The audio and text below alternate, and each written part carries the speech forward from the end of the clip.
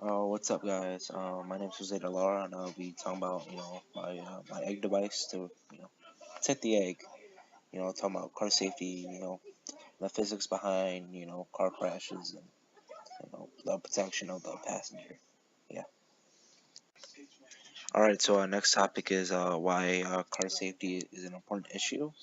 Which is, I don't know. I don't think there should be a big debate about why if it's important or not. I mean, it's super important. Like, this stuff, this stuff is what saves lives. No. I mean, like, just, was it about 2, 3 decades ago? No, 10, 20, 30 years ago? People just had a basic car, full metal frame with, just maybe one passenger airbag, another driver airbag that's not even on the steering wheel, which is, where most people, hit their heads during a car crash. So back then, people might thought that was adequate, safety. But now we have so much research and so much, thinking how to protect the passenger now. Like, we use different types of materials to build our cars. We use plastic itself, full metal, which I'll be going to later on. More like airbags everywhere. Like all around. More seatbelts. How the better seatbelts, I guess. Better seatbelts, yeah. Um, and more warning systems. Now when you're trying to back up, they have a camera now, and like a sensor goes off. The alarm goes beep beep beep when when you're too close. You know, without these devices we have now, we could just probably be like flying out of our cars, doing the Wilhelm scream. So yeah, I don't think there's much debate of why car safety is important. Okay, so next thing I'll be talking about is momentum and impulse. So first, momentum. So momentum is a commonly used term in sports. Mostly in football. An example would be like, oh, the Chicago Bears. They're marching down the field, running the ball.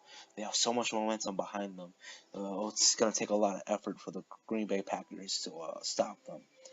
And that's a pretty good metaphor of what momentum is. And the actual definition of momentum is a mass in motion. Motion. so all objects have mass, obviously, and so if an object is moving, then it has momentum. And you can find momentum mathematically by multiplying its mass times velocity. For example, like I'm 210 pounds approximately. I don't know what that is in kilograms. I know that's the metric thing you're supposed to use. But I'm just gonna use pounds just for the sake of the video. So just say if I did 210 pounds, put on a calculator, and I'll say 7 miles per hour. So I'll do 210 times 7, and I get 1,470 newtons. So that's my momentum. Thinking it can be also described as kilograms per second. Something like that. I mess that up. Please don't kill me, Mr. Connolly. Please. So, impulse is basically the change of momentum, but right before the force hits something, a surface. It's the force and time interval between during which the force acts. So, just that time right before it hits. Yeah. So that's it. So the next thing I'll be talking about are the physics behind car crashes, safety mechanisms in the newer cars, and what the passenger might experience. The forces he or she would experience during a car crash. So physics behind it. Most common car crashes are either inelastic or elastic collisions. Elastic is where they hit each other, they bounce off. You know.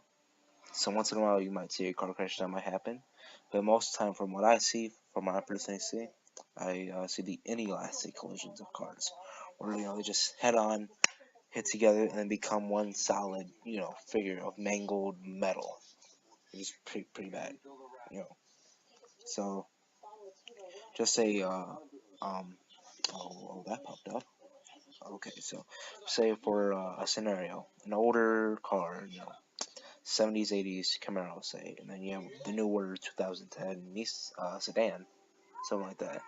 Which one would you expect the passengers to survive in? The big, tough Camaro, or the plastic, minivan, you know, the sedan?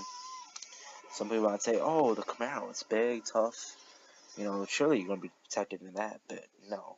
Like I said earlier, they didn't really have that much, what did I say, safety mechanisms back in those days. It'd be lucky to have maybe an airbag, a seatbelt. And since it's made out of full iron, you know, it's just absorb that impact right on. No impulse time to slow down the force. So that passenger is gonna feel the full blunt force of that. Most likely he or she will be seriously injured or dead. Now compared to the sedan, the newer one, the plastic, cars manufactured the plastic aluminum now, and there's a good reason to that. Okay, you can't not just say, "Oh, this was better." Well, these newer cars are gonna be safer because they're made to scrunch up. They're not made to be. They're made to be like that for your safety. So they're made to scrunch up into the to reduce that collision time. Now, remember, the longer the collision time, the less force you're gonna feel. You know, and now these newer cars, whole bunch of airbags. Like I said, airbag there, airbag there, airbags everywhere. Oprah with the airbags, right? And then you have your seatbelts, keep you flying out. You know, so yeah, that's the physics behind that, and the more safety mechanisms. Like I said, more airbags, more seatbelts. Just keeping your kid in the back of the car. Automatically more safe. You know, so yeah, yeah. Next thing is the I lost my train of thought. Is the force felt by it. Like I said, you're in the metal car. You'll feel the full blunt force of that. But and then the newer car, the sedan, it's gonna get scrunched up. Yeah, you're not gonna feel as much force. You got your airbags protect, all your body parts. So you're gonna be safe in the newer car. Yeah, much as I'm a Camaro guy, that's not gonna be my normal car to commute. You know. Okay, so this is terribly drawn. I'm sorry, I wasn't smart enough to think of getting a picture.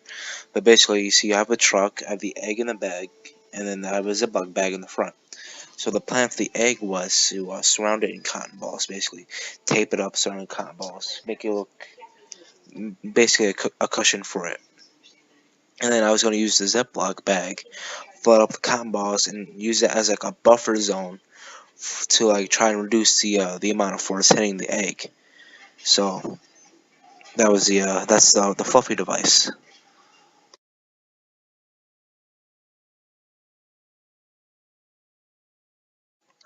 Okay, so I just showed you my great illustration of what my device looked like, and the next thing I was going to show you the weights for all of it.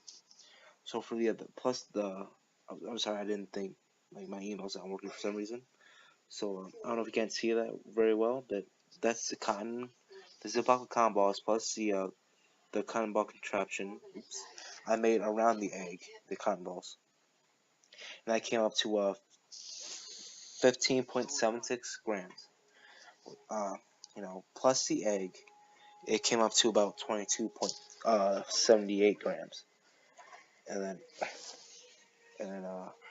I couldn't get the weight with the truck for some reason. I think I just forgot to ask you to do that like right after my egg project. So yeah. Let me zoom out. There you go. Okay, go. It's good. 1, 2, 3. Oh. You could have. Oh, no. I see wetness. No, you don't see nothing. I know. You see nothing? Oh yeah, That's a correct. break. That's a break. It was a good idea though. Okay, so that was the actual experiment that was conducted. Um, Once again, I'm not the greatest cameraman. I didn't think of actually recording if the egg was broken, but I'm pretty sure you remember that it was broken. But sorry, messed up throat. So I think one of the reasons why I wasn't able to protect it enough was I think I could added a bit more cotton balls. Like I was planning on trying to tape up more cotton balls to the back of the bed, to the back of the cab, and probably I'll lay down a bit more cotton balls in the bed itself. I was worried that that might like overtake how many grams over the 3 gram limit. Another thing was it did flip over, you know. So maybe I taped over like the top of the bed with some duct tape or something might have been able to survive. Other than that, yeah, I think just adding more cotton balls and to the bed of the truck, and then possibly adding even more cotton balls to the front of the truck with a Ziploc bag to create even a greater buffer zone will might have helped a bit more. Okay, so here are to the conclusion. I think the overall effectiveness was decent because I think I might have survived. I did if I did tweak it, like I said previously. Another thing is that the car did flip over, and usually cars have roofs. This car did not have a roof, and my little Pepito was in the back of the car, which is also illegal.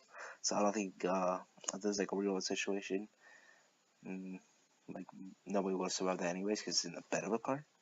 But it's whatever. But yeah, I think if I did add what I said before, tweaked it, add more cotton balls to the back of the cab, more cotton balls to the Ziploc bag, I think it might have been better. Yeah. Next, already I went over the improvements. Sorry, it's kind of late at night. The further improvements to the design, like I said, more cotton balls to the back of the cab, more Ziploc bags, just more cotton balls, more cotton balls. That's the future of safety mechanism right there, cotton balls. But yeah, other than that, I know this video has been pretty long. I'm not a whiz at this stuff yet. First time ever doing this, but I hope I can get better at this video stuff in the future. So yeah, thanks, and yeah, thanks for watching.